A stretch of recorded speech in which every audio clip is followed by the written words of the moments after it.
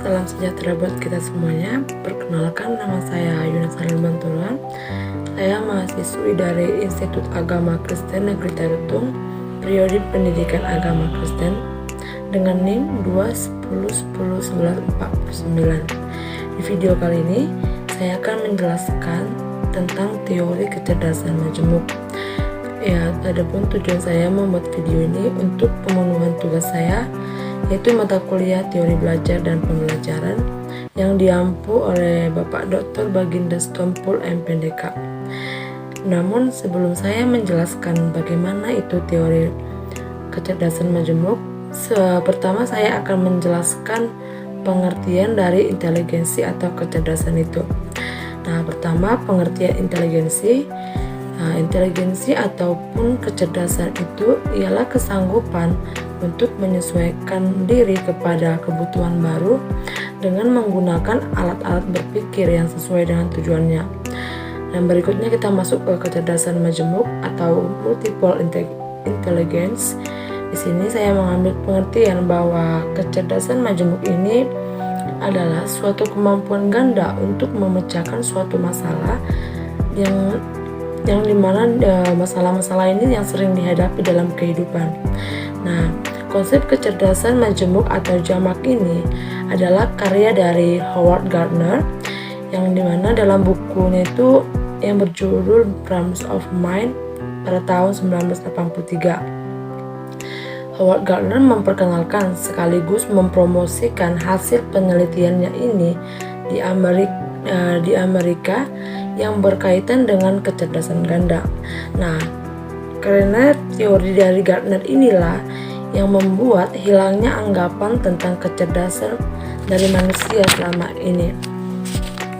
Nah, berikutnya hasil penelitiannya ini menunjukkan bahwa tidak ada suatu kegiatan manusia yang hanya menggunakan satu macam kecerdasan saja, tetapi seluruh kecerdasan itu selama ini ada 7 macam kecerdasan, dan nantinya kecerdasan yang paling menonjollah yang akan mengontrol kecerdasan lainnya dan memecahkan masalah. Nah, di sini Gardner mengembangkan proses pembelajaran di kelas yang memanfaatkan dan mengembangkan kecerdasan ganda pada anak. Nah, dia mengemukakan ada beberapa pokok pikiran. Yang pertama itu manusia mempunyai kemampuan untuk meningkatkan dan memperkuat kecerdasannya.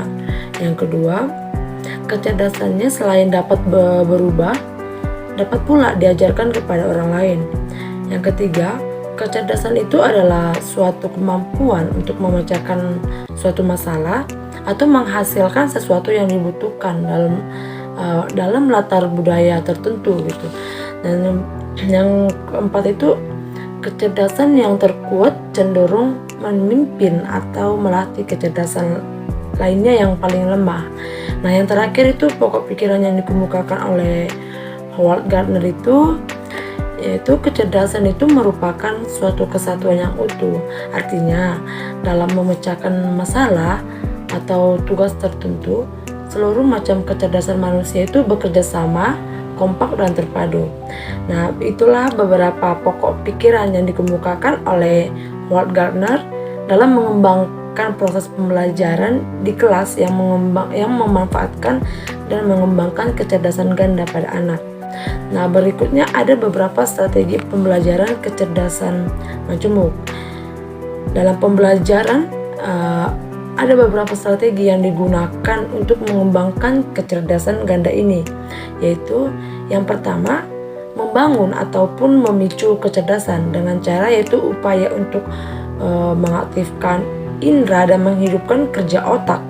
Yang kedua itu ada memperkuat kecerdasan.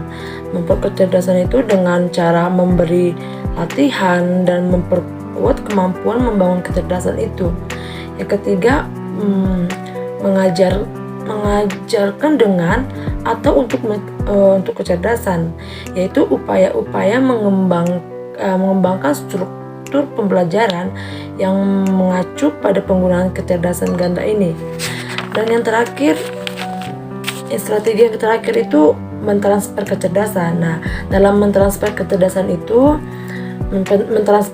ini usaha yang dilakukan itu yaitu usaha memanfaatkan berbagai cara yang telah dilatih di kelas untuk memahami realitas di luar kelas atau pada lingkungan nyata.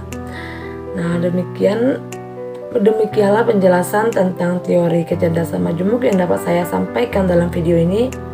Jika ada teman-teman yang ingin menambahkan tentang teori kecerdasan majemuk ini, teman-teman bisa mengetikkannya dalam kolom komentar, ataupun jika ada teman-teman yang ingin memberikan pertanyaan berupa dari teori kecerdasan ini, silakan diketik di kolom komentar. Demikian video yang dapat saya buat. Sekian dan terima kasih, semoga video ini bermanfaat.